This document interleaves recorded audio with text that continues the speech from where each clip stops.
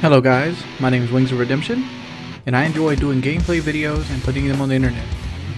My gameplay might not be for everybody, but it's what I do, and I'm playing it how I enjoy it. Well, today I want to talk about is aliens versus God. I did a video recently called 2012, The End of the World, and on that video I talk about how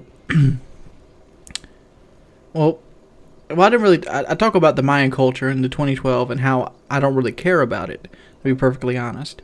But on that video, I talk about how aliens are more prevalent than God in my life. And some people thought it was questionable. Even some people felt the need to laugh in my face about it. So I just want to go ahead and kind of explain myself and let you decide for yourself. This is by no means pushing anything on you. If you believe in a deity, go ahead and keep believing in whatever deity you want to believe in, because it's your choice. That's one of the beautiful things about life, is you get to make choices. And all I can do is present you with information.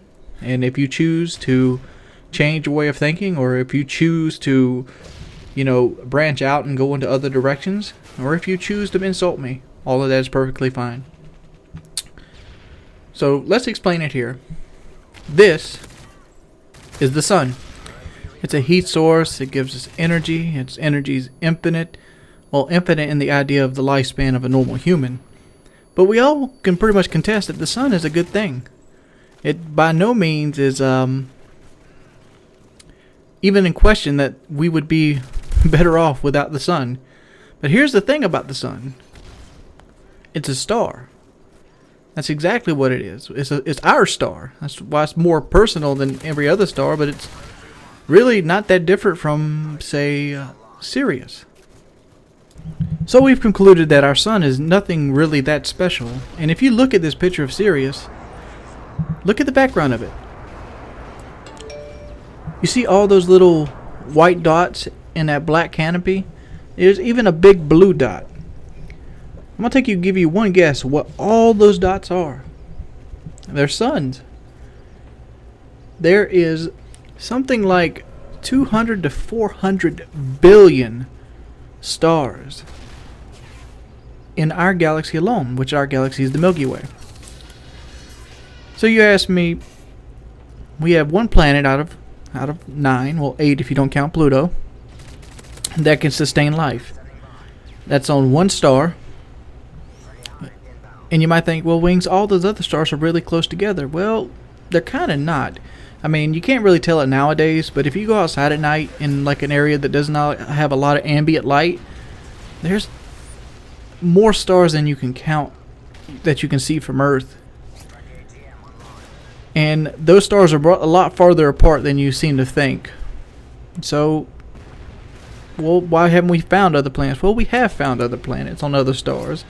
But the fact is, they're really far away and they're very hard to see, especially when you're dealing with light that's millions of years old.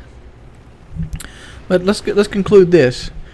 Like I said, one planet out of 8 that can sustain life on one star. If there's 400 billion stars in this galaxy, that's a lot of chances for life right there, just in this galaxy alone. But here's the kicker. There's over 1 billion galaxies. Seriously. I'm not even going to try to attempt to do the math on that. 400 billion times 1 billion. I mean, and that's just if there's only 1 billion galaxies. There could be hundreds of billions of galaxies.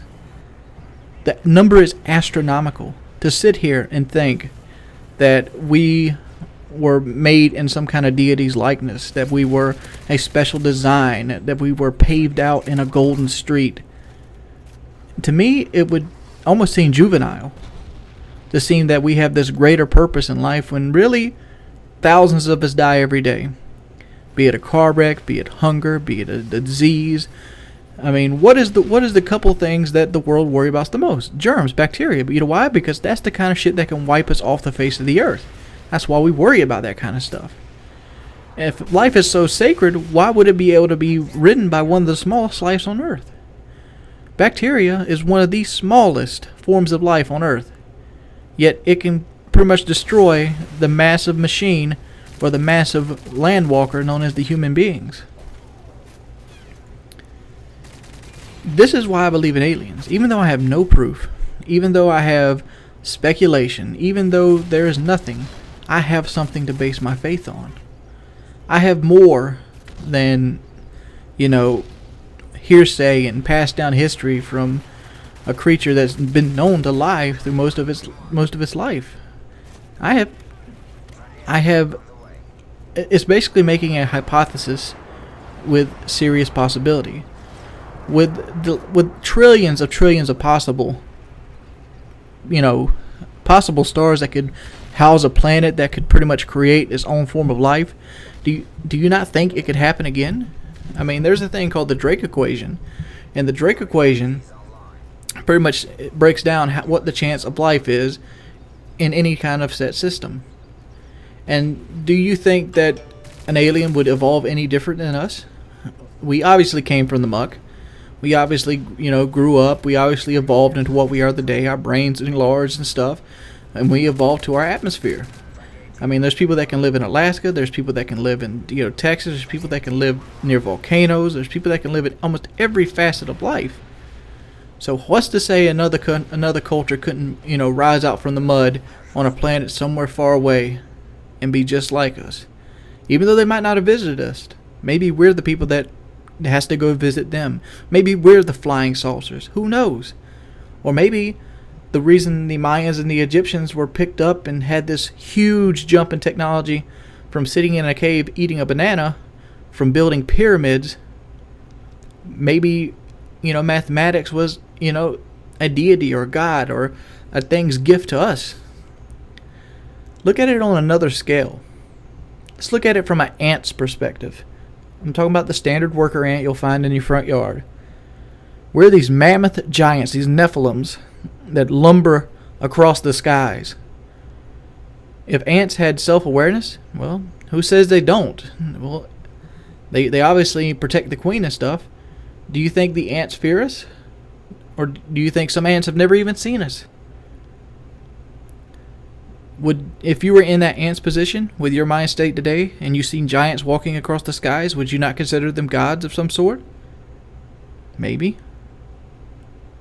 But that's not for me to decide.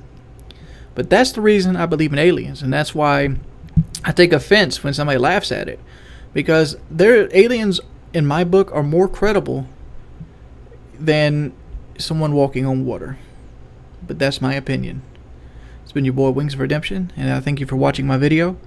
If you could, please leave a rating. It always helps out. And I hope you guys have a wonderful evening.